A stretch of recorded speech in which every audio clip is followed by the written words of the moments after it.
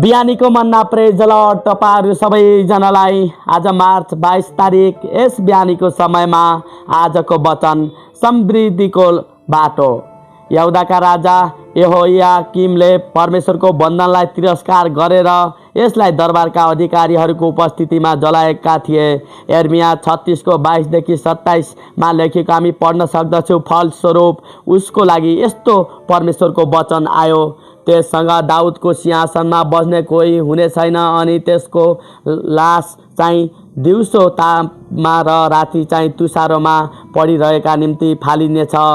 35 मा एउटा गधा गाडिए झैँ ऊ गाडिनेछ, घिर्साडिए र ऊ यरुसलेमका मूल ढोकाहरूको पल्लोपट्टि फ्याँकिनेछ। यर्मिया 22 को 19 ले भन्दछ, परमेश्वरका प्रिय छोराछोरीहरू हो, तपाईँले यहोयाकिमले झैँ बाइबललाई आगोमा फाल्नुभएको त छैन होला, तर यसलाई अध्ययन गर्न र मनन गर्न तपाईँले व्यवस्था गर्नु भएर यसको हेला गरिरहनु भएको हुनसक्छ।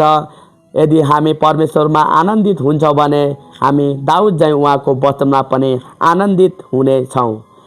यहोयाकिमलाई उसले परमेश्वरको निम्ति फल फलाउन सकोस् भनेर परमप्रभुले 3 वर्षको समय दिनुभएको थियो। इतिहासले बताउँदछ कि यहोयाकिमको शासनकालको 13औं वर्षमा बेबिलोनका राजा नबुकदनेस्सरले यरुसलेममाथि चढाइ गरे, तर पछि मात्र परमप्रभु परमेश्वरले यहोयाकिमलाई शत्रुहरूको हातमा सुम्पिदिनु भएको थियो।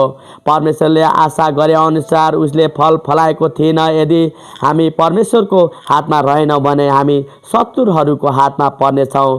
परमेश्वरको वचनलाई मनन गर्न र यसद्वारा जिउन अनि यसलाई तिरस्कार वा हेला नगर्ने प्रभुले नै हामीलाई अनुग्रह दिनुभएको होस्।